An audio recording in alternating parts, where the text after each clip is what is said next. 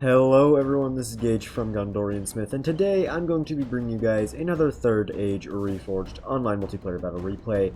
Now I hope you are ready for the fall of Gondor here, because we have got the siege of rebuilt Osgiliath. You can see that is actually still all nice and new, nothing is destroyed quite yet, that is.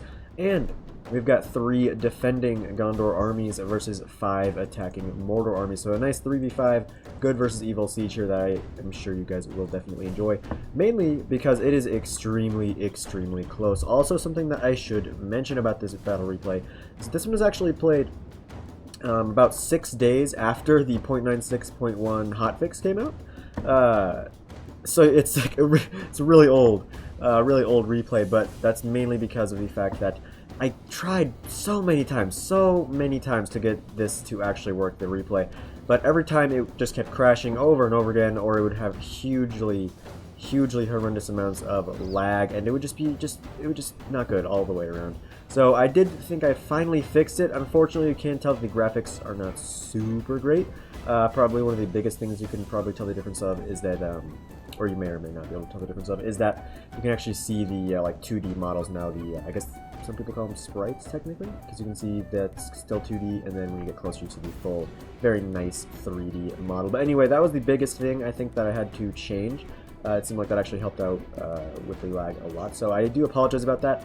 However, I hope you guys will still enjoy this one because it was a very fun battle, and I'm very excited to be finally able to upload this one. So I will go ahead and go over the army compositions in just a second, but first I would actually like to just say a few things about a new thing that has been going around on some of the discords recently, and that is the ELO system. It's basically just an overall ranking score, I guess you could call.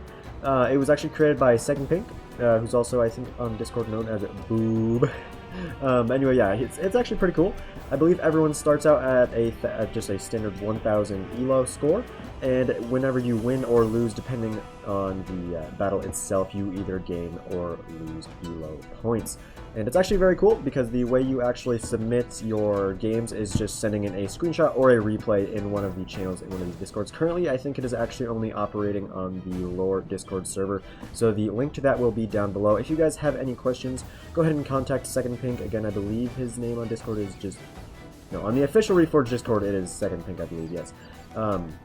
So go ahead and check him out, or ask him any questions you have about that on the official Reforged Discord. It's very cool because it also kind of gives you a way of knowing how good you are and where your rank is among the other Reforged players. But like I said, it is not actually on, or actually I don't think I have said it, but it is not currently on the official Reforged Discord. Second Thing is just testing this out on some of these smaller ones, and then we will try to get it onto the official Reforged Discord. But that, of course, will be up to the actual devs and all the community managers and stuff for the official Reforged team. But again, it's actually very cool also because you may think that, well, if you lose a game, then why would you send a screenshot in? But it actually works out quite well because the more people know about it, then the more people will send it in. So no matter what game it is, the winner will most likely always send the screenshot in, or the screenshot or replay in, which when given to Second Pink, he actually gives points or takes them away from all of the players involved in the replay, regardless of whether they know about the ELO ranking system or not. So if you actually do play Reforged, you may find you actually have a ELO score already, so be sure to contact Second Pink about that. But anyway, without any further ado, we can go ahead and go into the army compositions. Now, like I said, this is a 3v5 with the same 2 factions, so the army comps are going to be very similar. We can go ahead and start off with one of the defenders, which is going to be new player 195. He's going to be playing as Gondor. He's got a number of the Gondor spearmen with various amounts of upgrades. You can see this one is unupgraded, same with his Gondor infantry here. He's got 2 units of the guards of Osgiliath. I believe he has 1 unit, I believe, of the standard Gondor archers. He's got 2 units of these Care Andros swordmasters, very high in skill, and I believe they instill fear in their enemies still. I would say that was a trait they had at one time. He's got more infantry, more swordmasters. He's also got some Ramus Akor garrison light infantry. These guys are pretty poor, but they're okay if you want to really just make sure your lands don't get too thin. You can see he's got his second Gondor archers there. He's also got some AP Citadel Guard, 8 attack, 28 defense, and some good armor and skill. So very good unit, but also rather expensive. He's got more spears, his second Citadel Guards of Osgiliath. He's also got 2 units of the Fountain Guard, very good AP halberds. I don't think they quite have the reach of pikes, but they are still extremely good because they do actually still have their phalanx formation. He also has 1 unit of the Wardens of Minas Ithil, the multiple HP body piercing unit. That actually has Faramir as the officer, definitely one of my favorite characters in both the books and movies. Unfortunately, I believe both him and his older brother Boromir were a little bit, well, not represented super great in the movies, but they're very cool in the books, I do assure you. But anyway, in addition to this, he also has 1 unit of the standard body-piercing Ithilien Rangers. He's also got a catapult, and I believe that just about does it with the exception of his general that he left way over here by accident, that being the Nimlothian Honor Guard, a 2 hit point AP spear unit that I believe also inspires courage into the friendly enemies within a 25, maybe 50 meter radius, maybe even bigger than that, I'm not quite sure. The next of the Gondor armies is going to be commanded by myself. I've got 2 units here of the Citadel Guard AP, I've got 2 units of fully upgraded Gondor spears, that being 2 armor upgrades and 1 attack upgrade. These spearmen are very, very reliable and very sturdy at holding a line. I also have 1 unit of my own Ithilien Rangers, 1 unit of my own Wardens of Minas Ithil. I have 1 unit of the 2 hit point Wardens of the White Tower. Very good sword and shield infantry, not super great at dealing with enemy elites because of their more defensive nature. However, they are very, very good at taking out medium to lower tier units in great, great quantities. I also have my own 2 units of Care Andor Swordmasters who are going to be very good at cutting down some of the spearmen and lower tier units. I've got 2 units of fully upgraded Axemen of Lossarnock. These guys are really brought mainly just to deal with things like trolls and other heavily armored units. And I have 3 units here of the fully upgraded Gondor Infantry. In addition to this, I have 2 units, no, maybe just 1 unit actually, of Pelagir Marines just for a little bit of Javelin, well, AP missiles. I've got 1 unit of the unupgraded Gondor Archers here for my General's Bodyguard, mainly just to kind of sit back and do a little bit of damage because I do not want to lose my general, because in a fight like this, if you lose your general, you will find your troops routing very quickly, and that is not going to be good at all for a siege where you are so outnumbered. If you guys are interested in the exact numbers, I believe that the Orcs of Mordor have right about 15,000, while the defenders, the Sons of Gondor, are numbered in about just under 8,000, I believe, so it's almost a 2-to-1 ratio. But anyway, the third and final defender here of the rebuilt Osgiliath is going to be Master Blaster. He's got some Gondor infantry, upgraded Gondor spears, he's got his own Ithilien Rangers and Wardens of Minas Ithil. Also, something I should mention is that Gondor is one of the few factions that actually can bring 2 body-piercing units. However, if you want to do that, you are going to have to pay quite handsomely for it.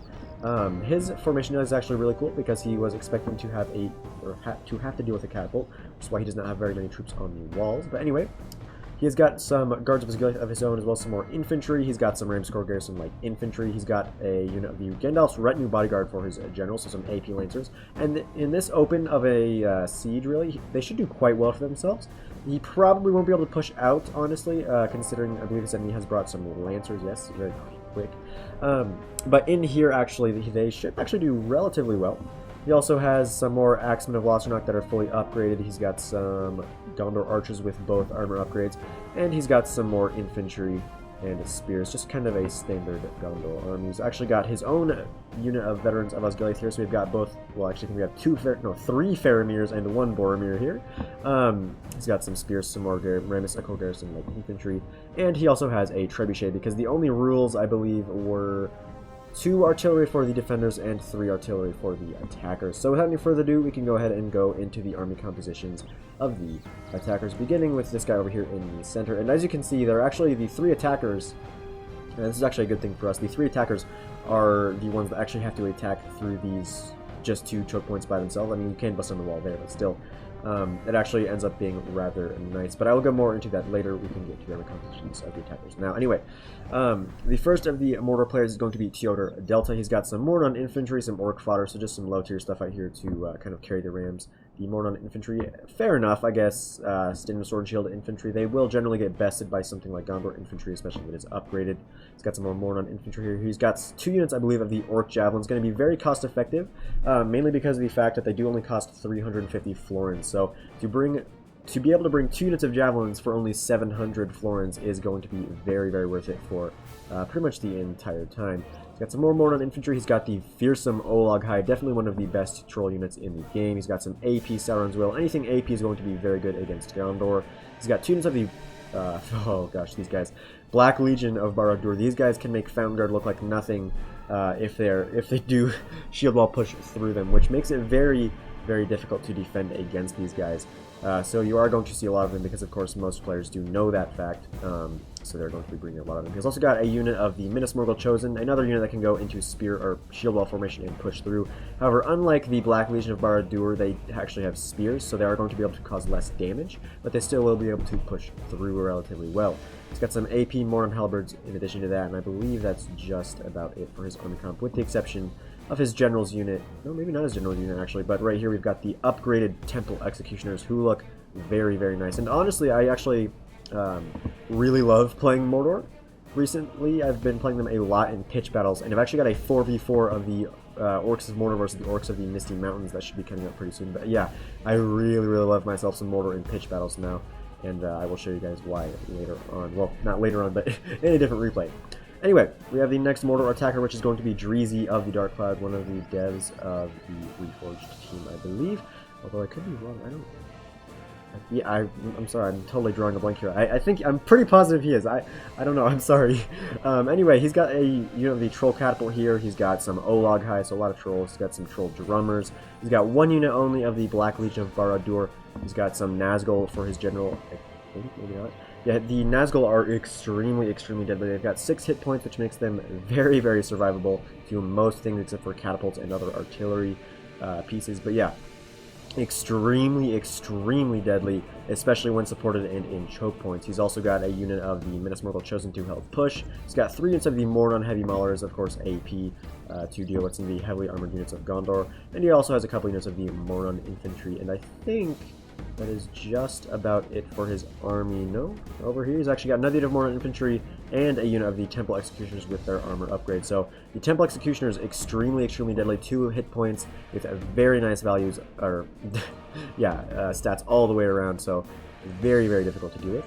Over here we're going to see the third Mordor attacker, who's going to be Falman. He's got some Moran Archers, he's got some Orc Javelins, he's got some Orc Maulers, the just lower tier version of AP, the Moran Heavy Maulers rather. He's got some Moran Halberds, he's got some Moran Heavy Maulers, he's got his own Nazgul, so a lot of Nazgul in the field today, extremely deadly, but also rather expensive. More Orc Maulers, another unit of Temple Executioners, more Maulers. You know, it's the same factions over and over again, so they're going to be pretty similar army comps. He's got his own Troll Catapult, more Moran Archers, and some Sauron's Will. It looks like some Orc fodder as well, but that will pretty much do it for his army. So we can now go ahead and go over here to one of the 2 attackers on the outside of the rebuilt Osgiliath, which is going to be Stormix. He's got some Moran Infantry, some Maulers, some Sauron's Will. Again, pretty much the same kind of stuff. Some Moran Archers, some more fodder. He's got 3 units of... No, 1 unit of Orc Maulers here and 2 units of Moran Heavy Maulers. He's got some Numnor and Shield Guard. These guys do cost you 1,000 florins for, I believe, 6 attack, 20-something defense, 28-something defense. Oh, they changed the umbar. Symbol on his shield is kind of cool. Anyway, these guys are extremely, extremely deadly in most pitch battles, and in this situation, they should do okay at warding off those bodyguard that Master Blaster did bring, because these guys are also extremely, extremely fast. He also has his own standard catapult. He's got some Black Legion of Barad-dûr, some Moran Infantry, and I believe some Halberds as well as some Orc fodder. And way over here, he also has a unit of the Sauron's Will and some Moran Heavy Maulers carrying some siege towers. That'll pretty much do it for his army. So we can now go to the 5th and final Mordor attacker, who has split his army directly in 2. So basically what he has over here is just going to also be on the other side. We're going to try to spread the defenders out as thinly as possible, but this is going to be commanded by Tundra's Fox. He's got 2 units of Orc Javelins, 2 units of Black Legion, as well as 2 units of Sauron's Will. He's also got a couple units of the Orc Maulers, and a bunch of Orc Fodders, also some Troll Drummers, some AP Temple Guard, and some... Olog High, it looks like back there. Also, something I should mention about the Temple Guard is I believe they actually have slightly better stats than the Temple Executioners in melee. However, there are 10 less men in the unit. So you do have to be aware of that before you throw these guys into melee. However, if they are supported, these guys can still do incredibly, incredibly well, because they have some really, really awesome stats.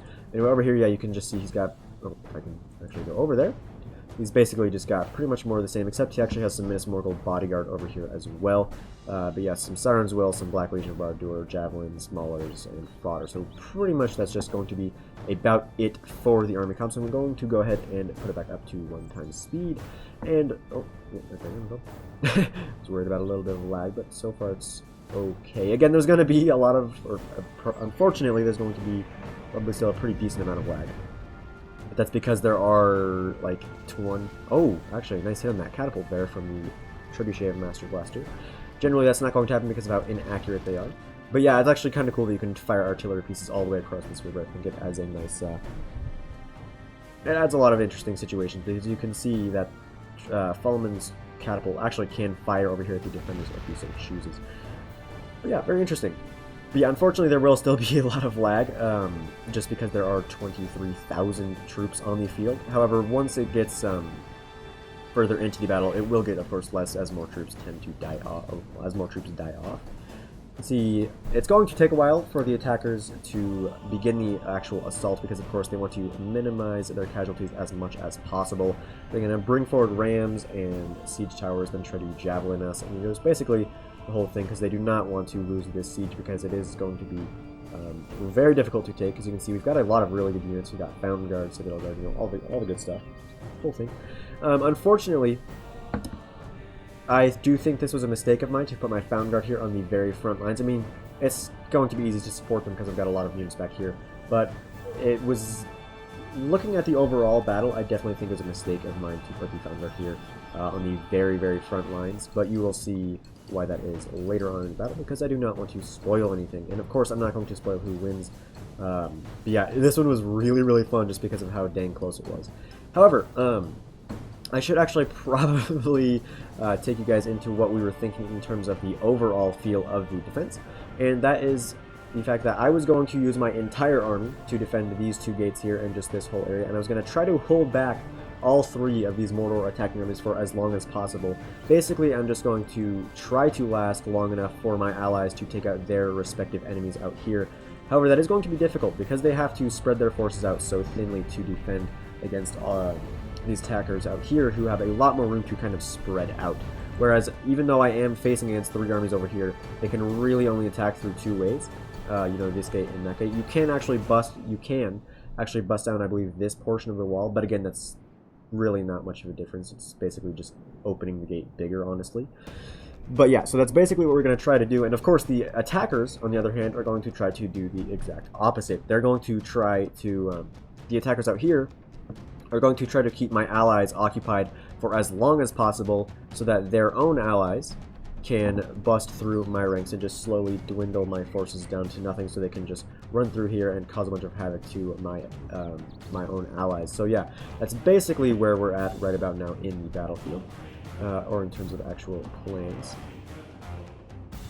And yeah, it looks like the attackers are just trying to make their way over here. Tundra's Fox, again, just going to wait because he does not want to attack without his allies. It is a very big mistake. It is a very big mistake always to attack without your allies' support. That's basically just like attacking in waves, and attacking in waves is never, ever a good idea, because if you attack in waves, it is much easier for the defenders to deal with your waves. Also, something I should mention is that you cannot actually walk through these pathways here, and you also cannot actually use this bridge that in the normal Osgiliath is actually broken, but in this one you cannot use this bridge here. You can use the other one, but you cannot use this one that leads directly into the city center, which I think is honestly a good thing. I think if the attackers were able to just walk straight through here into the city center right away, I think that'd be a little bit unbalanced. Yeah, you can see one of the gates has gone down, one of the two that I'm going to be defending here. Very small gate, which makes it nice because it's harder for javelins to be able to fire through. Also, Mordor being a faction that has a lot of numbers, we of course brought a ton of VP units. Well, not a ton, but as much as we could. That being the full 6 units, I guess, because we each brought 2 Rangers. And I have got 1 unit of Rangers on either gate here because I'm just going to try to use as much as possible to try to deal with the endless hordes of orcs. And again, the main problem here is going to be the trolls and the Black Legion of Barad-dûr. The Black Legion in particular tends to be extremely, extremely deadly, and because there's 2 units of Olaghai here, it's going to be real difficult for me to try to defend here, which is why Master Blaster is trying to help me out with his own trebuchet. You can see he's going to be targeting these blobs here, going to try to take out as many orcs as he can, as they are very blobbed up. And again, the attackers can't really do anything about these blobs, they just kind of have to deal with it. Which is going to help our trebuchet out a ton. Ooh, nice hit there from Master Blaster, taking out a few of the, not the troll trummers, looks like he took out the troll catapult men, as well as a few of the standard Mornon infantry. Narrowly hitting there. Also, something that I should mention is that unlike in previous patches, you can no longer fire through the buildings, which is definitely a good thing. Makes it makes more sense, of course. It doesn't seem like very reasonable that arrows and catapults, or missiles from catapults and javelins could just fire through buildings and stuff. So we're definitely very happy about that. Olaghai, extremely deadly. I cannot stress enough how powerful they really are. So now the same unit of Orc Fodder is actually going to be busting down the other gate as well. You can see it's about 34% destroyed, and counting. We can look elsewhere. You can see these Sirens will are marching, and again, unfortunately, not a single one of us did actually notice new player 195's bodyguard unit on this wall, on these walls here. So unfortunately, it is going to stay there for a while, which is unfortunate because it would probably be very well used on his side where he is facing off against Tundra's Fox. And there goes the other gate. Master Blaster still continuing to fire with his Trebuchet here, going to try to cause as much damage as possible. And honestly, Trebuchets are pretty good. I generally don't bring them just because of how inaccurate they are, and they do cost 1,200 florins. But ooh, if you can get hits like, if you continuously get hits like that anyway, it can be rather worth it. Oh, that was actually a very nice hit. It looks like it took out 30 or so of those Black Legion of Barad-dûr, and that's very, very important because of how deadly those guys really are.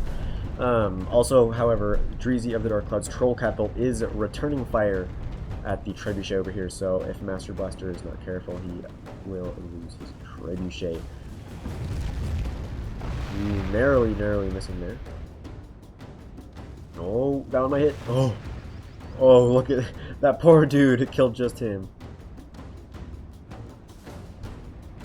Okay, you can see the endless hordes of Mordor marching forward. Again, all the Black Legion is going to be very difficult to deal with. Not to mention the 3 units of Executioners as well as 2 units of Nazgul. So very difficult. And again, also, this is a 3v5 on huge settings, so there will be lag. Oh, unfortunately, one of the Trebuchets of Master Blaster has been taken out. Not good. Not good at all. I did run up one unit of Gondor Infantry up here because it looked like these Moran Infantry might have wanted to go up there, but for the time being, they are not going to do so, and they're just going to kind of make me sit there. Orc Javelins over here going to try to skirmish down some of my Citadel Guard, who I was able to run away in time to prevent that. The enemy siege tower has reached our My Axemen, my Affiliated Rangers. The Wardens of the White Tower, again, still a very good sword and shield unit.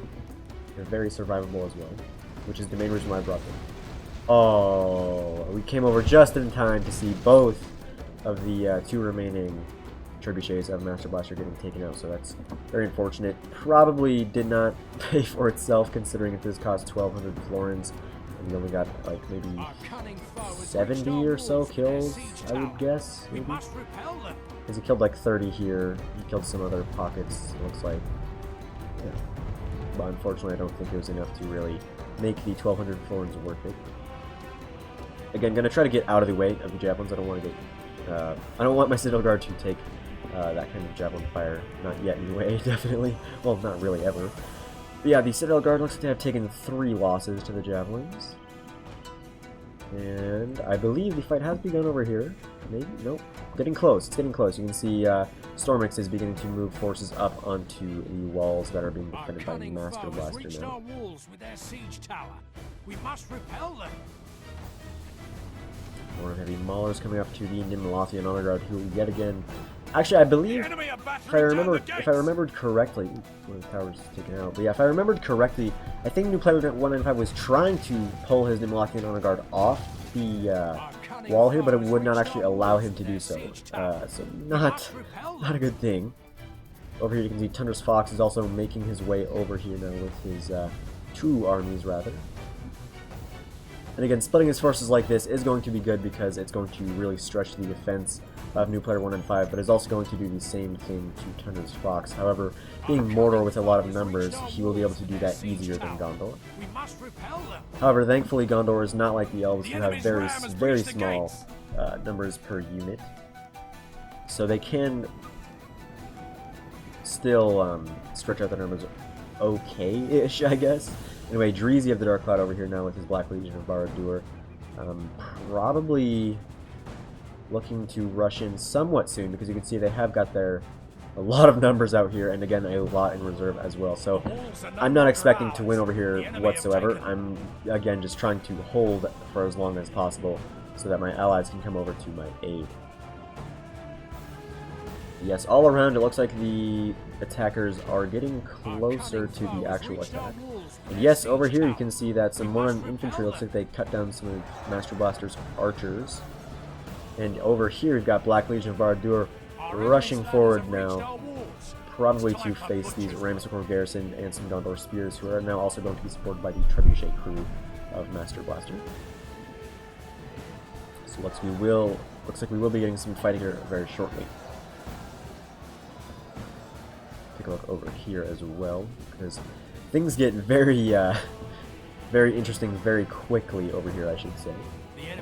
Orc fodder running forward a little bit.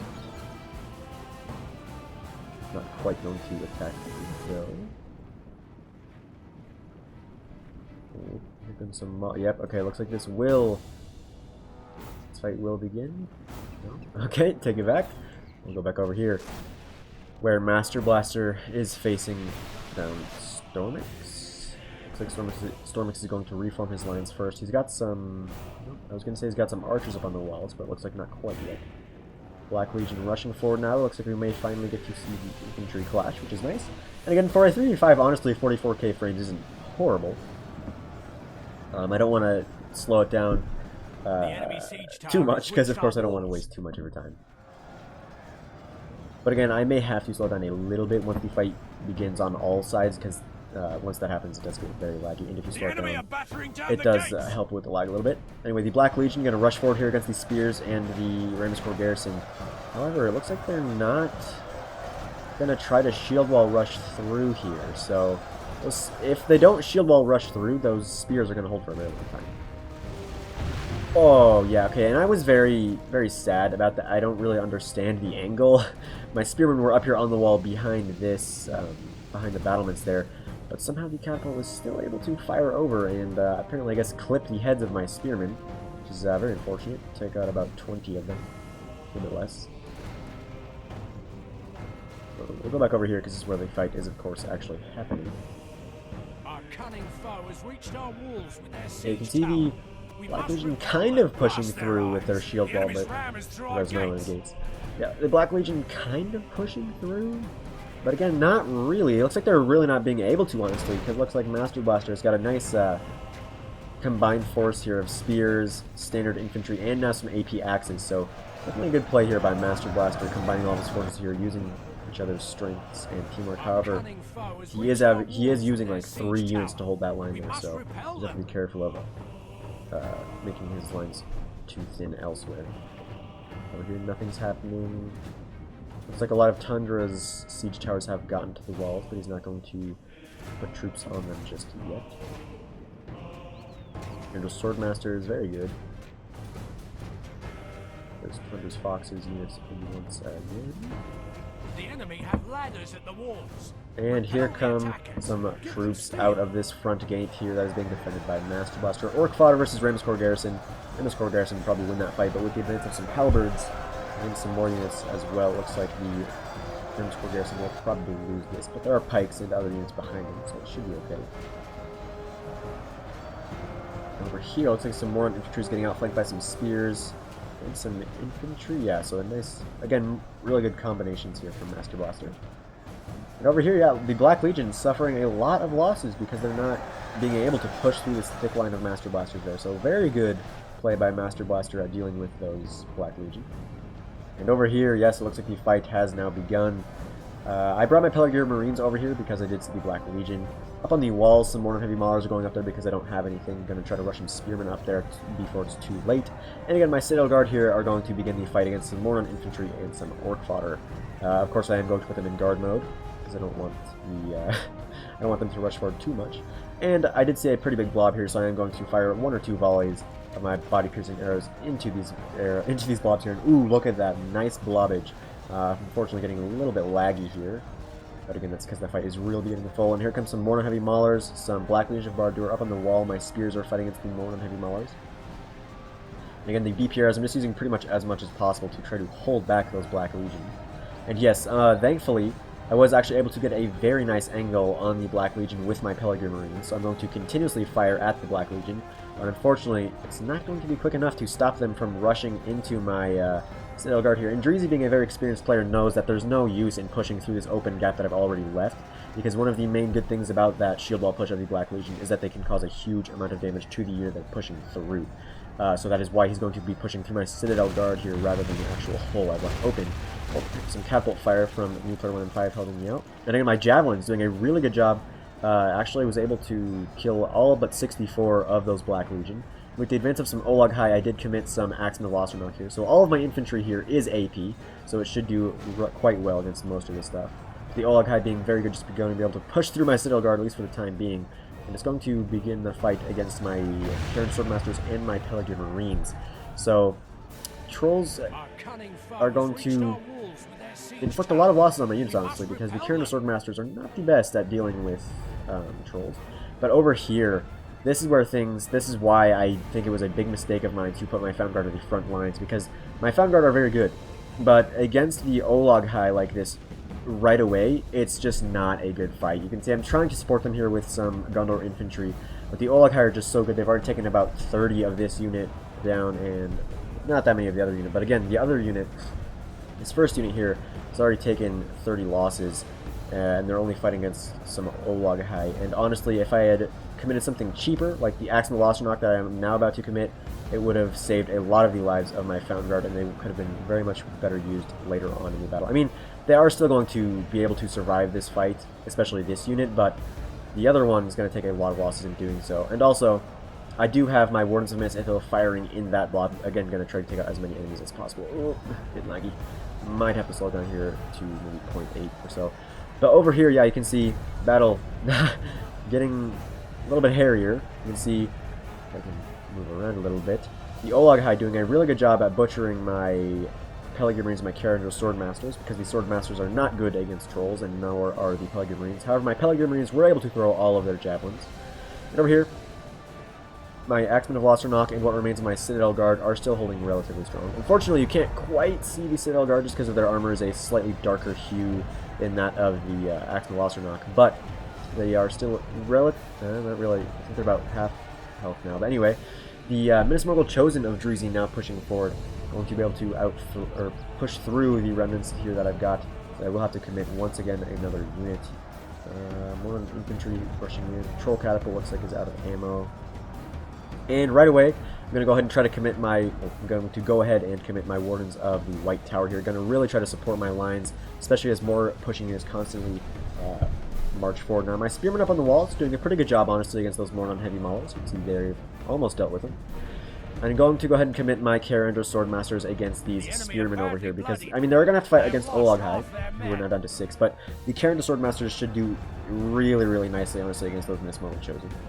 And against anything else that's over here. But yeah, I did commit my Wardens of the White Tower to the fight, just to try to get, to try to hold for as long as possible. Over here, Master Blaster, the lag.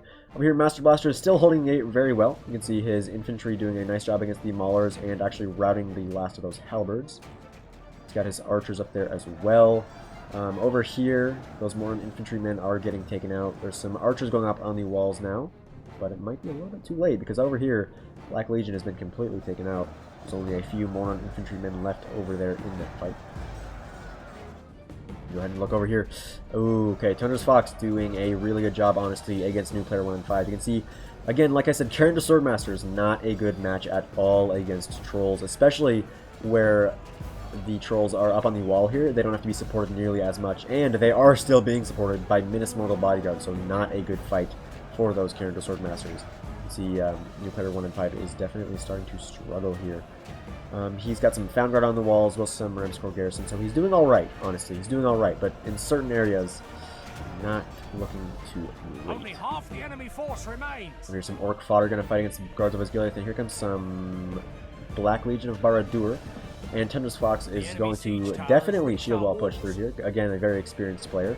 And that is going to be very, very bad for those Guards of Osgiliath. Just getting pushed through like that and to suffer the same fate as my Citadel Guard on the other side.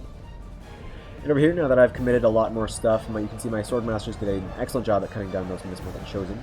Yeah, over here, things are looking better. Things are starting to look up, and unfortunately, though, just as things were starting to look up, and as I was starting to hold for a little bit, starting to hold a little bit better, here comes some Nazgul. Nazgul fighting against my 86 Spearmen, and while they are also being supported by the remnants of these Morning Heavy Maulers, it's going to be extremely, extremely bad for me. You can see my Fountain Guard here are at 91, and the other unit at 41. Definitely not good at all. You can see these infantry are also at 49, but you can see the body-piercing arrows of my Wardens of Minas Ithil. You can see the bodies just in a complete line here. I'm going to push forward with these 56 infantry just to try to kill those Orc Javelins. But yeah, anyway, that complete line of bodies because of the BP. Honestly, the same thing is probably going to show over here as well, but because of all the fighting that's still going on, you won't be able to see that. Again, unfortunately for me, my Spearmen not only going to have to fight against Nazgul and Morin Maulers on one side, but now getting attacked from behind by the Morin Halberds. I'm going to go ahead and try to use some BP arrows on these Halberds because they're so blobbed up, it will actually cause a huge amount of damage. But my Spearmen not looking good at all. And if Mordor is able to take these walls, it's going to turn very sour for me very quickly, because they will be able to put things like Javelins up here and just absolutely pepper down my nice blob of forces here that I've got going. And again, my Swordmasters are going to do very well. Now that the Trolls are pretty much dealt with, they're going to do extremely good, or extremely well against most of these units down here. My Wardens of the White Tower are still looking healthy. Over here. Again, it's all a battle of attrition, pretty much on my side. Over here, though, they're basically just at each other's throats, trying to kill each other as quickly as possible. Chunder's Foxes, Olog High, and Miss Mortal Bodyguard still constantly rushing forward, just going across pretty much the entire length of the wall. And again, a second unit of Carandor Swordmasters now from new player. And again, against the Trolls, Miss Mortal Bodyguard, they will fare the same fate as his first unit.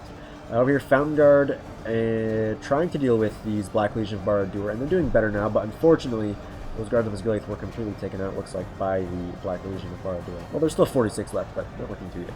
Archers are also constantly firing, you know, it's just basically a big old nasty fight. Troll Drummers up here going to outflank the Gondor infantry who are fighting against Sauron's will. Probably will rout them, honestly. But there are some Citadel Guard up here on the wall, and the Citadel Guard will do very good against the Sauron's will. The Troll Drummers are actually going down. Alright. Very interesting. Over here, Master Blaster is still holding very firmly. He's doing an excellent job at the defense. Looks like he was able to run most of the attackers out from the inside of the city. There's some more fights going up here on the walls, but it looks like for the most part he was able to throw the attackers out of the actual city itself, so very good. Over here. Also, I should mention that the percentages are in the beginning of the battle very one-sided, but it gets extremely close at the end, as I have said before. But over here, we can now see. I'm going to try to commit this unit of Axe and Velociraptor up here on the walls. You can see some of them are getting up there, as well as some Swordmasters, but most of them are actually getting stopped here by these Halberds that have run down. And that's very unfortunate, because you can see I'm actually starting to win the fight at the gate, but now that my Spearmen up here were actually killed, it has allowed Teodor Delta to rush his Orc Javelins up here, so that will be able to, the Orc Javelins will be able to cause an insane amount of damage to my troops. And also the Nazgul, I think, are still in, yes, the Nazgul are still in there, and again, because they're supported very well, they're going to be able to survive for a long time. There's still actually 13 of them left, so not good. Those Nazgul, man, honestly, the best way to take them out is going to be artillery, but unfortunately, Master Blaster's Trebuchet has been taken out, and I believe the Catapult of Nuclear 1 and 5 is occupied. Over here, Minas Morgul Bodyguard and Oleg High still rushing around, but now is where they will be stopped, at least for a time being, because the Fountain Guard have arrived.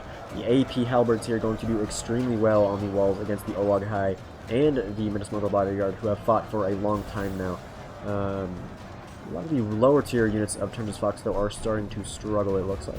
Because it looks like Nuclear 1 and 5 is definitely starting to retake the battle, at least a little bit.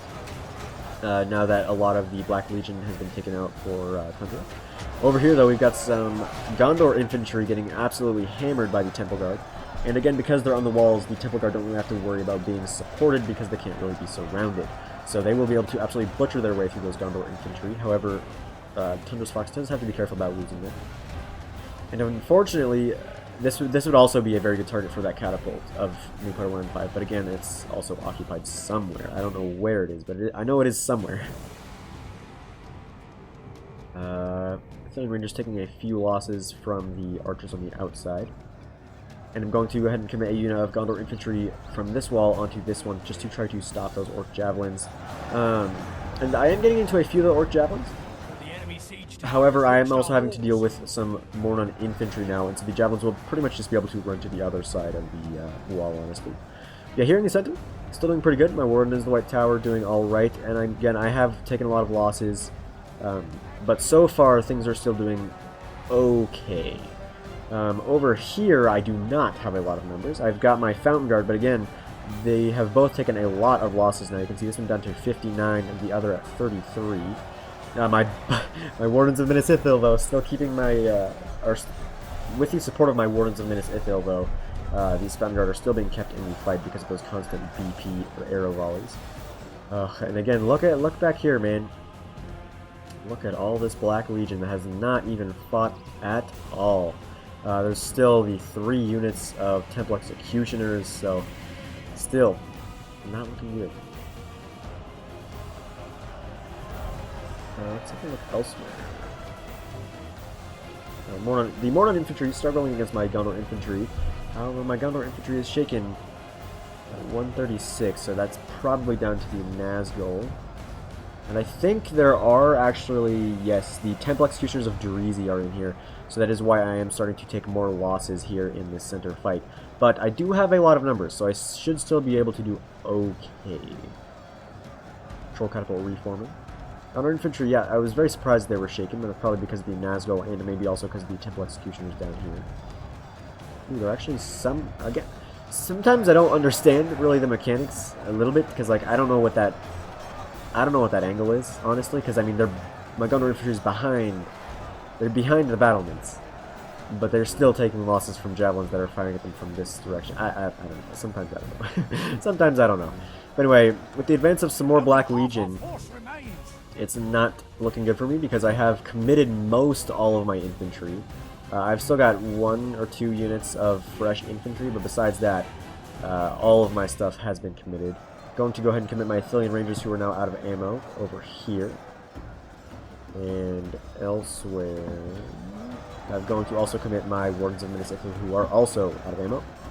And it looks like the Orc Javelins are going to be able to get an excellent volley off onto my Gondor Spears. I'm going to try to rush them into the fight as quickly as possible, just so they don't keep getting Javelin, because most of the time, if you get your forces close enough to the enemy forces, most missile troops will not be able to fire for fear of friendly fire.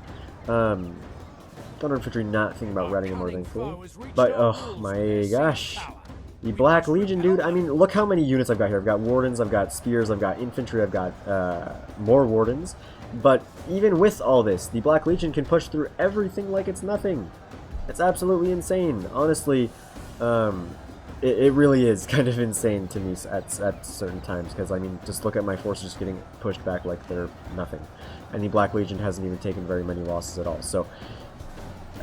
I don't know, the Black Legion are interesting to me. They seem a tad bit overpowered, honestly, at times. It's like the Nazgul are in there as well, but yeah, sometimes I don't understand it. And I'm going to be forced to commit another unit here. But again, a lot of damage has been done already. I couldn't have done anything about it. And now that the Black Legion has pushed forward mostly, they have slowed down, which again, that's the main reason why they're not super, why they're not like overpowered exactly, because once they do push enough, they do kind of expend themselves, which is nice. Otherwise, it would be very, very overpowered. And again, here's another rather interesting angle. Once again, the Skirmishers of Mordor are going to somehow be able to fire over this battlement and try to fire my Gondor infantry. And yes, will you look at that. Gonna be able to rout my Gondor infantry. You can still tell, even after all this time, I'm rather salty about that. I don't understand those angles at all. And over here, another unit of the Black Legion of Barad-dûr is going to be enough to deal with the last of my Fountain Guard. and my Flame Rangers over here. So as it is, I am pretty much spent because the only thing I have not committed is my General's unit of Gondor archers here. And with all this routing going on, it's not looking too good. Over here, you can see the Black Legion has been spent, you know. I had enough. It was close, you know. I mean, it was hard. I think the main reason why I wasn't defeated over here is because they didn't really support the Black Legion great over here. But with the walls being theirs, they will be able to start outflanking my forces since I was really coming forward. And also with this gate falling, it looks like that is going to allow my forces at the other gate to once again be surrounded. Temple Executioners of Tier Delta in here now, so a lot of Mordor elites. The Mordor elites very expensive, but also extremely, extremely deadly, and pretty much always worth it. Fountain Guard actually thinking about wavering, and again, honestly, I think that was a really big mistake of mine to allow my Fountain Guard to take so many losses that early on to the Olag High. Very bad. Fortunately, New Player 195 has, and Master Blaster, I believe, have dealt with most of their own enemies. So you can see they're actually sending over a lot of reinforcements just in time, which is very, very good. Retinue Bodyguard down to 12. Yeah, I can see, looks like most of Stormix's forces have been taken out by now. Yeah, so Master Blaster has claimed victory over on this side. And on the other side, there's not much fighting going on either. So it looks like New Player 1 and 5 was pretty much able to beat Thunder's Fox. However, he was not able to beat him completely because you can't see. He has got more units. He's got some Orc Fodder, he's got some Random Maulers, he's still got 40 Minas Mongol Bodyguard, and he's still got 35 Temple Guard, as well as some Javelins. So I believe he still could cause a lot of damage. And let's take a look over here. Yeah, you can see my forces at the gate that were still holding on, or actually are still holding on, being attacked by some AP Sauron's Will. But unfortunately, my forces over here are actually starting to get surrounded by Dreezy's Nazgul, or Dreezy's Executioners, as well as the Nazgul are in here somewhere. Yeah, you can see one right there. So Dreezy's Nazgul, again, they're still at 13 despite having fought this long. Yeah, well, but now the Temple Executioners and the Nazgul can be able to outflank my forces here is going to be enough probably to crush this entire flank of mine, which is very, very unfortunate because that'll pretty much be the last of all of my forces, which is, you know, just this and then my one unit of archers who are using fire ammo to try to take out some units up there.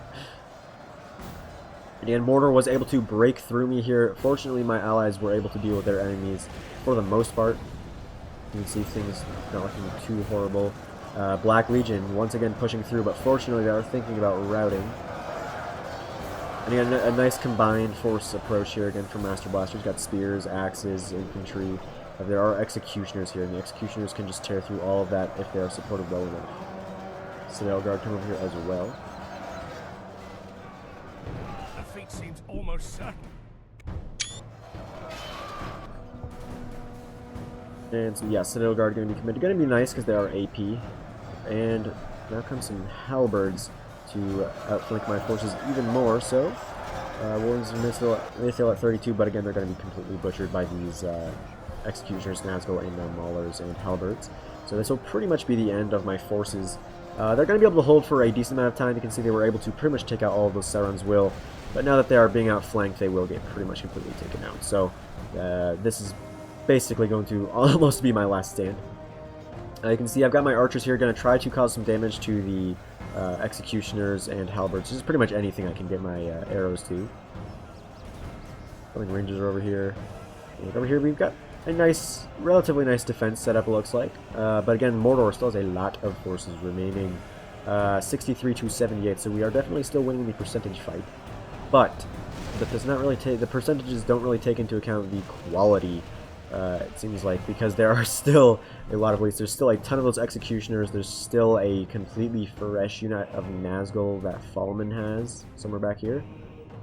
Still Sauron's Will, still Executioners, and yeah, the Nazgul of Falman are also there. Troll Catapult of Falman as well. And yes, my tiny blob of forces are now going to be getting taken out. You can see my spears thinking about routing. 20 Wardens of Wardens of the White Tower. Got some random infantry in there as well. Pretty much the only reason they're shaken and not routing is because of my Wardens. They don't have like a 25-meter radius of inspiring, but I think they might just I think they just have the trait Inspiring. At least they used to. Probably not anymore. I'm probably just wrong about that. Nazgul and Executioners chasing off my Gondor archers. And it looks like Master Blasters, if he's not careful, they will get caught out. And it looks like my spears are going to rout. The Gondor infantry is going to hold for a little bit longer, though. I've also still got 18 of these wardens, but again, being unsupported and surrounded, we will get taken out relatively quickly.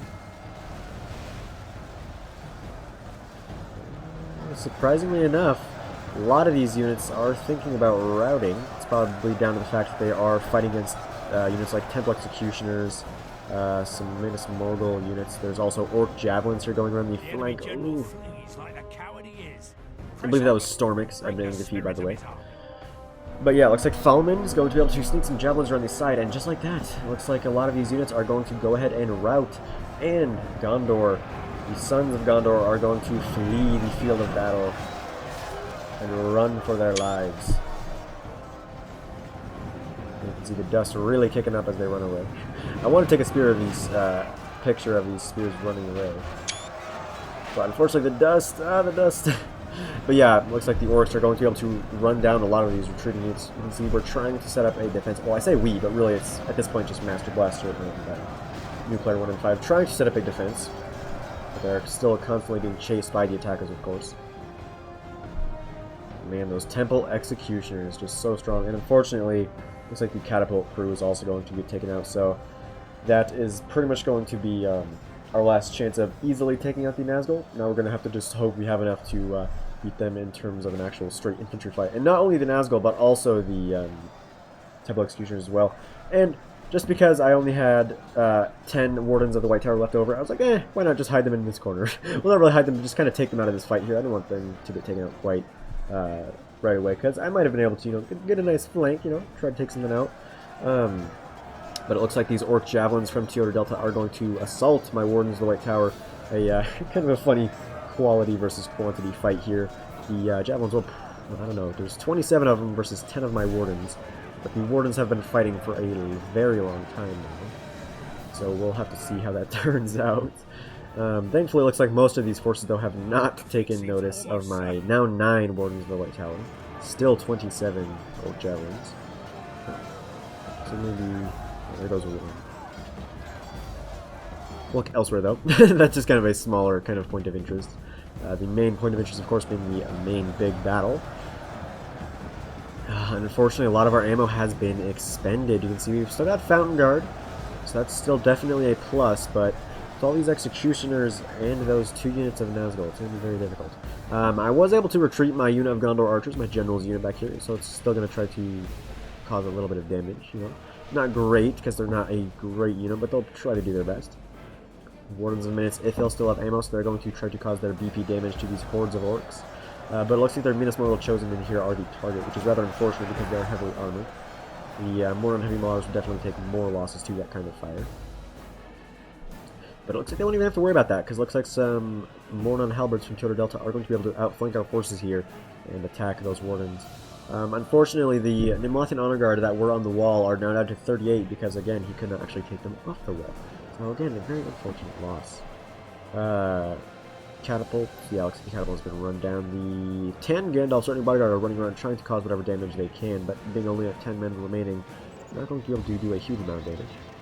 Dreezy's Executioners are still alive. His 13 Nazgul are still alive. There's the Sauron's Will. I guess we could take a look. 8 Sauron's Will. And, oh my gosh, only 5. And still 9 Wardens. So, 8 Sauron's Will and 4 Orc Javelins now against my Wardens. It looks like in that fight, at least, the quality is going to win. So it's kind of cute, I guess. I'll take a look at what they've got back here. What is that?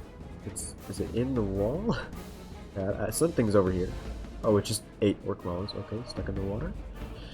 But we'll take a look at their actual units they have left over.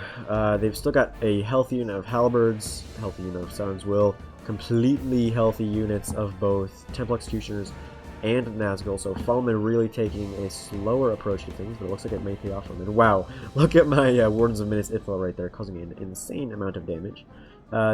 The fact that they were, oh my gosh, if I can speak. the fact that there were only 52 or 51 of them in the unit not really mattering much here in this very small choke. Mordor archers up on the walls as well. Ugh.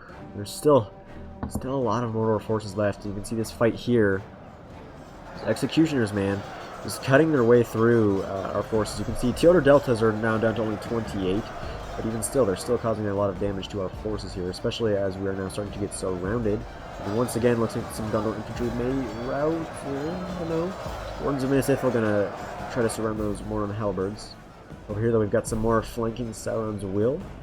Oh, but over here we've got new player 1 and 5 and Master Blaster with some more forces, so all is definitely not over yet. Veterans of Osgiliath also in the fight now against Tundra's Fox's forces. So Tundra's Fox is going to try to get back into the fight after his running around outside. I don't know where his Temple Guard are, though. That would definitely be a target of interest for Master Blaster. But here in the city center, where we've got a lot of our forces remaining, we've got some Wardens, we've got some Archers in Lothian Honor Guard, some Athelian Rangers. We still got Gondor Archers, we still got 2 units of Found Guard here, both at 55, so unfortunately not very healthy.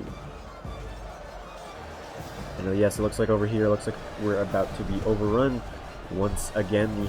The fear that Mordor can inspire really causing us to rout a lot, despite the fact that I believe all 3 of our defending generals are still alive. Dreezy's Temple Executioners still running around as well. Nazgul in that pocket, so this is an extremely deadly pocket of troops, both Temple Executioners and Nazgul.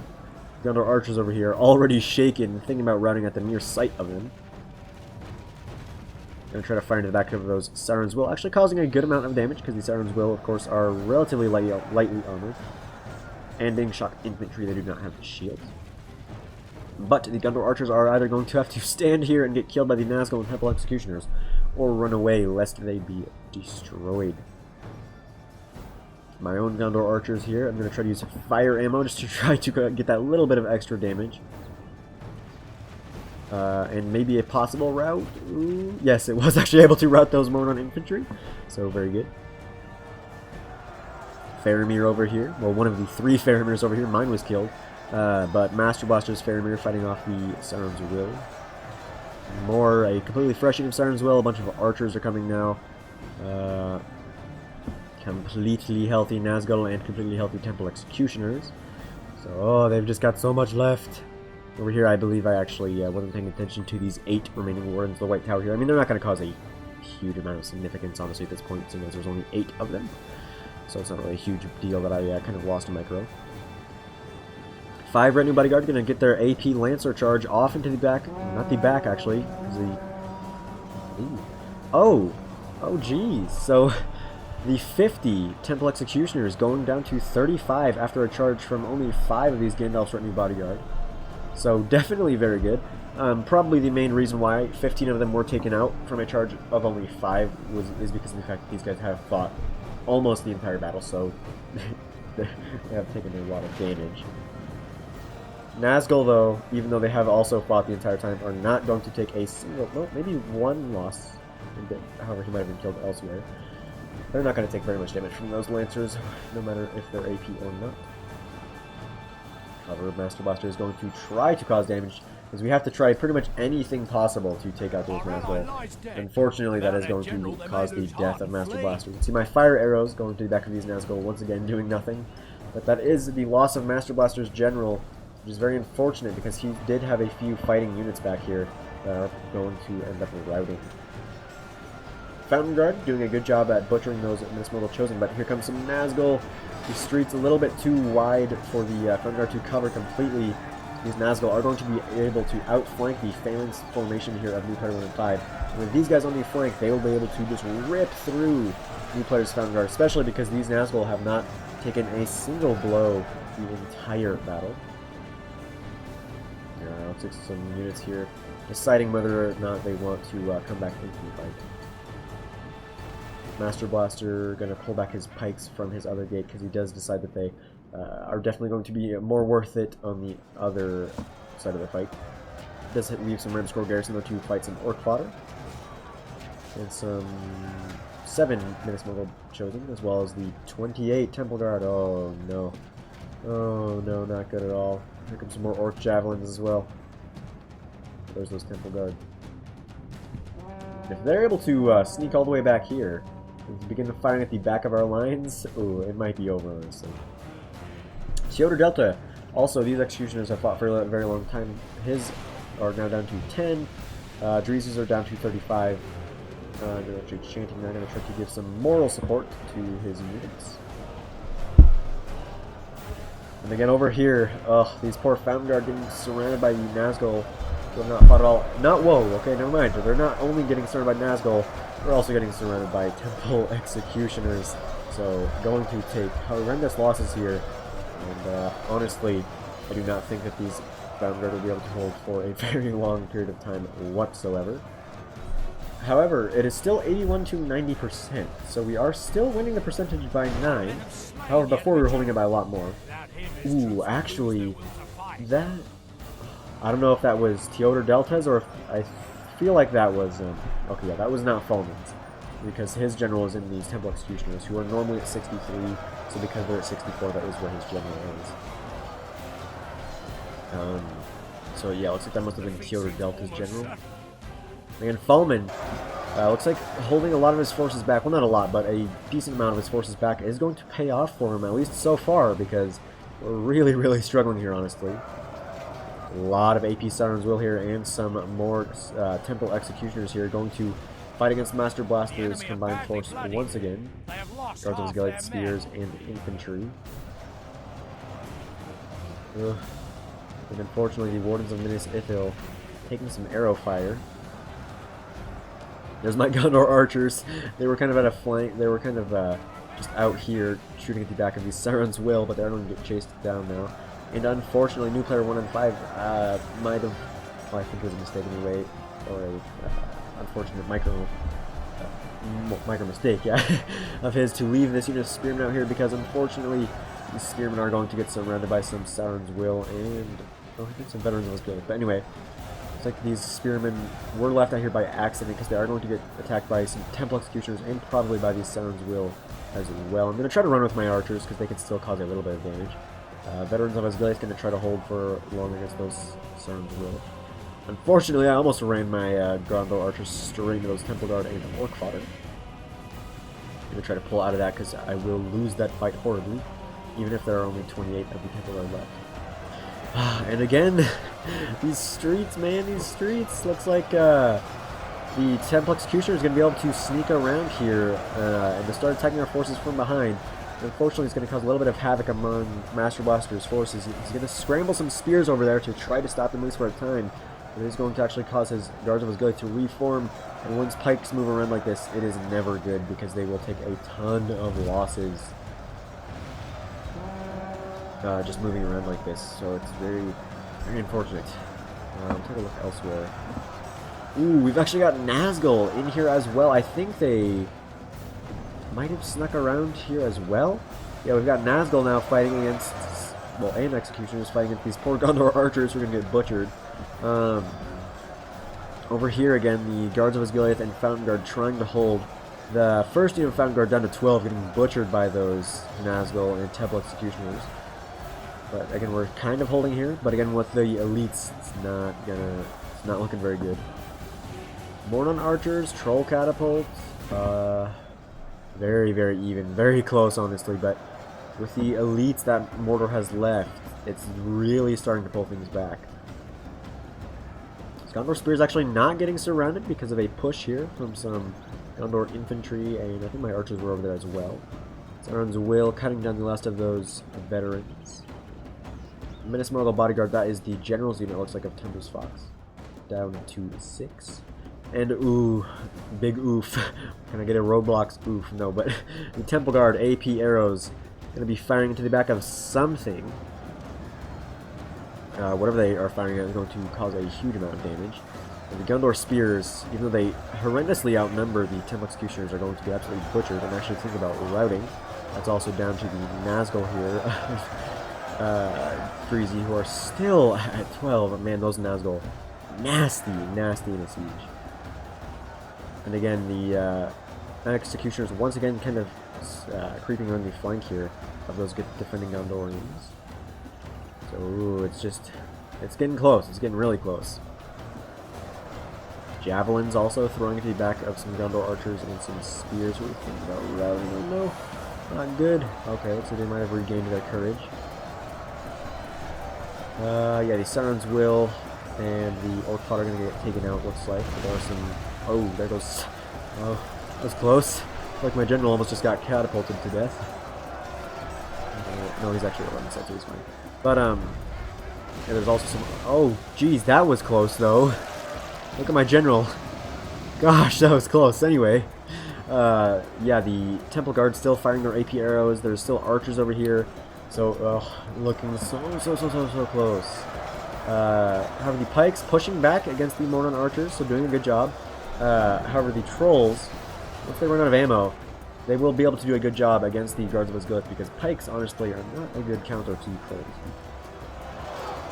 Over here, we've got the Nimlothian Honor Guard fighting against Nazgul, and even the Nimlothian Honor Guard, who, granted, we're at 38, are still getting butchered by the seemingly unkillable Nazgul and Temple Executioners. But again, they're not, I say unkillable, but they're not. They're really aren't. There goes Tempest Fox's general, by the way. The 6 remaining Minnesota bodyguards. And there goes Jereezy's general, actually, right after that. So it looks like one of the Nazgul has been taken out, so they're 10 now. Yeah, even though they seem unkillable, this is really where units like this would absolutely excel. I mean, it's what they're basically made for, honestly. Choke point battles like this. So in a pitch, Nazgul will definitely not do quite so well, especially well, Nazgul or Executioners will not do quite so well, just because they will be subject to a lot more things like more like focused fire from archers as well as artillery, and definitely from cavalry. However, over here we've got another fresh unit of Mordor, the endless hordes of the Black Lands. There's some Mornon halberds. Again, kind of space out. But yeah, the halberds running around. And again, with the constant losses that these Gondorians are facing, they're once again going to be getting surrounded by Falmen's Executioners, who are lasting this long because they have not fought at all besides this. There are also the Nazgul in there, who are at 12, so again have not taken a single loss quite yet. We're trying to focus fire down those Temple Guard, but because of their armor and their hit point, they're lasting a very long time, unfortunately. You can see things are getting pretty close. Unfortunately, because Master Blaster's general was taken out, some of his units are thinking about routing. And over here, oh no. Looks like Master Blaster tried to rush forward his pikes to silence the troll catapult. But again, even low-tier trolls like the catapult crew members of this unit will still be very effective at taking out the Guards of Osgiliath, especially with the advance of these AP halberds. That is going to open up this entire gap in our defense. And unless we plug it with some of these archers, not going to be good. You can see new player 1-5 does have ammo still in his rangers. He's going to try to use them to fire at something. So he's going to try to shoot down those Temple Guard. Unfortunately, not going to target these Mornon halberds. And over here in the center, the Executioners, still at 18, beating up the general of new player 1-5 there. 2 of them. Oh, yeah, that's going to be another general dead. Very unfortunate. Montana Honor Guard down to 12 after fighting the Nazgul. The ones in Minnesota have also taken a ton of losses.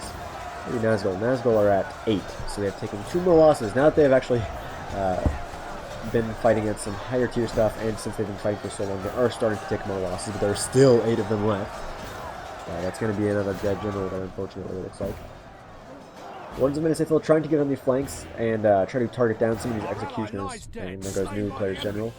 The only general alive is mine, but again, that's because he's in an archer unit that's just trying to sit back and pepper down the enemy and try to shoot down those halberds. And again, these Gondor archers are my only unit left on the field. Actually, I take it back. I think I finally remembered that I had my... Yeah. I finally remembered that I had my Wardens of the White Tower over here, so they are going to be rushing over to the fight now. However, a little too late to cause any real damage, because the only thing they will be able to really fight against are things that will butcher them in seconds, like the Nazgul and the Temple Executioners over here. Elsewhere, things are still looking not great. Mornon halberds at 194. The trolls are still alive, and those pikes are getting pretty much butchered. Over here, looking very even, honestly. Looks like these spears, though, would, if they were not messed around with, I believe these spears would win that fight. Looks like the Temple Guard are still firing at 18 men remaining, causing damage wherever they can. Over here, now that the Nimlothian Honor Guard and the have been pretty much taken out, there are only these 24 spearmen to try to deal with the remaining 8 Nazgul and 14 executioners. That will be a loss for those spearmen, and unfortunately we're now going to have to commit our rangers and our archers here against these Moron halberds and the trolls that are now going to push into our lines. And unfortunately, because of all the dead generals, things are going to start turning very sour. And 94 to 97, see, within 3%. Within 3%, so very, very close fight. Pretty much, well, not pretty much the entire time, I take that back, but it's ending very, very close. It still could go either way. Here are my Wardens of the White Tower, running around this turn here, going to try to flank these Temple Executioners, but because there's still 50 of them, these 8 Wardens of the White Tower are going to get absolutely destroyed, even with the Fountain Guard and Pikes still trying to fight, as well as these Wardens here. But again, with the whole of these Gondorian forces are getting attacked by the Nazgul and the Executioners, that will result in a loss for the Gondor forces. Let's take a look over here. Committed my Gondor archers here, my general. Executioners of Teoda Delta down to 5. And the Nazgul at 8. 1 Honor Guard left. Spearmen at 10. And Dreezy's Executioners are at 12. And unfortunately, I think you guys can probably tell who is about to win now that a lot of these forces are starting to rout and we're getting outflanked on pretty much every side. My archers getting attacked by some Temple Guard from the flank now. There's also some Monon archers there. And it looks like it is pretty much going to just be a matter of cutting down the last of these Fountain Guard over here and the Wardens of Minas Ithil, things like that. Actually, there's Faramir. My boy Faramir right here.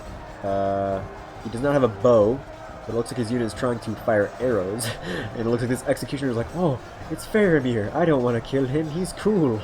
Well, good job, Executioner. He is... Okay, never mind. I guess he is going to kill Faramir. Unfortunately, it looks like Faramir...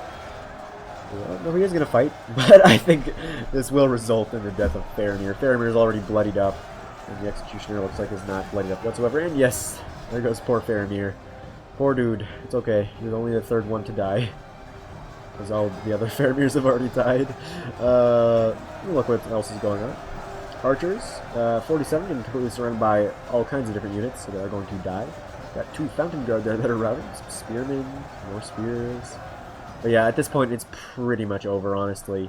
I mean, we've got some good stuff, but with all this routing going on, because of all the fear-inspiring, this will pretty much be it. Because the Fountain Guard by themselves, with only 30, are not going to be able to deal with these 47 Executioners. My Wardens were killed, and yeah, it looks like that's pretty much going to be it. I'm going to actually retreat. I believe he was going to try to pull them back here to his trebuchet, you know, try to make the enemy attack him only one at a time, but I don't think it's going to work out for him quite as he hopes. But anyway, now that it is pretty much over, 97 to 98%, so within 1% actually. I thought it was within 2, but it looks like within 1. Pretty cool. Anyway, as it's pretty much over now, you can see my archers are down to 4. My general is actually still alive. I believe my general was actually my last surviving guy in this unit, and maybe my last surviving person in my entire army. But yeah, I mean, look at the carnage, dude. It was a super fun, super close battle. Big thank you to all of the players involved. It was really crazy, and it was just super fun as well. Fights all the way around pretty much the entirety of the settlement. I always get weirded out when I'm trying to say something while the narrator guy is also talking. I should probably figure out a way to try to turn him off. Anyway, yeah, I can see the guards of Osgiliath and Fountain Guard going to try to reform here in that trebuchet. My general's dead. I've got my Fountain Guard here, but they're routing, so that'll be the end of them. But I'm going to go ahead and speed this up, I think. It'll get a little laggy, but honestly, the outcome is inevitable at this point.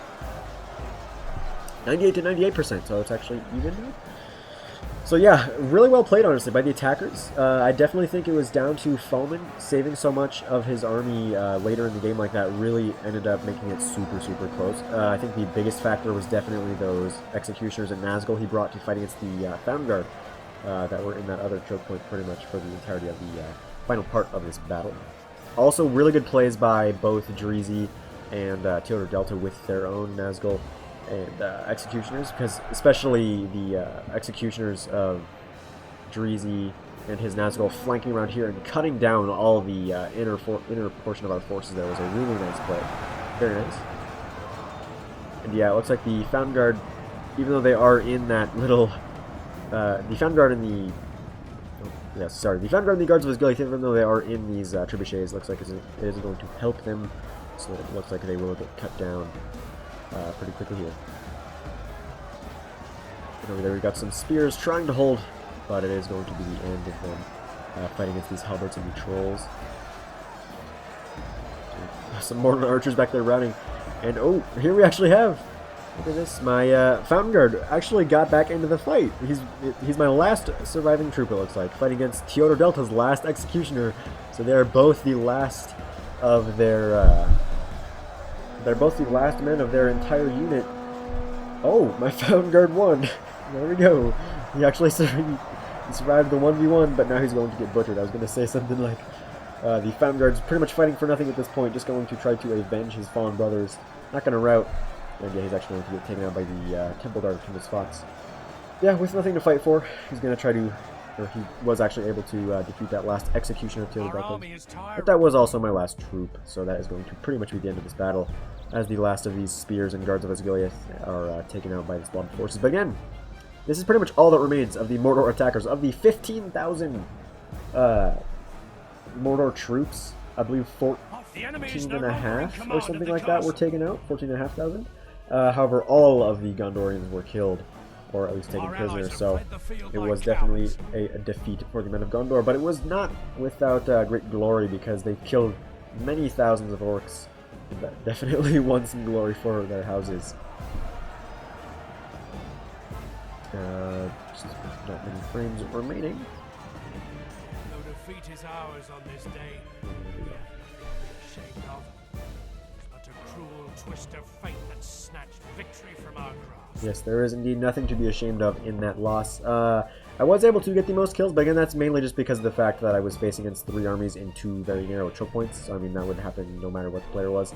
I was able to get 5,700 kills, new player getting 3,400, and Master Blaster getting 3,600. So a very close battle. The most kills for the attackers went to Tundra's Fox with 1,800 kills, followed by Falman, then Teodor, then Dreezy, and then Stormix. We can take a quick look at the exact kills.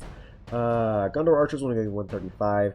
Ithilien Rangers and Wardens of Minas Ithil getting 989 and then 990. So the Wardens of Minas Ithil just getting 1 more kill than their slightly weaker counterparts. My Swordmasters did very good. Well, it's 1 unit did. The other one got 109 kills. The Wardens of the White Tower getting 326 kills. That is very good for a unit that only has 63 men in it. Unfortunately, though, my biggest... Honestly, I made a lot of mistakes, I think. My biggest definitely being my Fountain Guard. My Fountain Guard only getting 186 and 148 kills in a siege like this is kind of unacceptable, honestly. And a lot of that's down to the fact that they were taken out by those trolls really early on. My Citadel Guard, though, doing very well, getting 254 and 253. 2 units of Gondor Infantry doing not bad. I mean, they're okay. That's okay kills. There's 163 men in the unit, so honestly not doing too great. That's first unit, though, not doing good at all. Gondor Spears, 1 unit did good, the other did not do good at all. Max and Veloster did not do bad either. My Pelagrian Marines did well for themselves, considering most of their kills were on those Black Legion of Barad-dûr. But, oh wait, actually, we can totally look at the other kills for the kills for the other players, because we played as the same faction. Mothian Underguard getting 235, Gondor Infantry getting 258, 200. The most kills for his army was 541 for his Wardens, and then 376 for his Wardens of Minas Ithil. What is Catapult get? Catapult got 105 kills, so maybe not worth the 1,000 florins. Master Blaster, though, most kills for his army. Wow, a lot of kills over 100. That is very nice looking, honestly. Most kills for him was 298 for some Gondor Spearmen. Because he didn't have, like, an elite, really. Besides maybe his Rangers, really. So a lot of his kills were very even all across the board, so that was actually kind of cool. But anyway, that'll pretty much be the end of this video. I hope you guys did enjoy. I certainly did. It was incredibly fun. And also, don't forget to contact Second Pink about the ELO ranking system, because if enough people like it, it may actually get put onto the official Reforged Discord. But that's, again, just a total maybe and a what if. However, I hope you guys did enjoy this one. So if you did, please comment, like, and subscribe. If you did not, just tell me what I did wrong, and I'll be sure to fix it for the next video. So farewell wherever you fare, till your eyes receive you at your journey's end.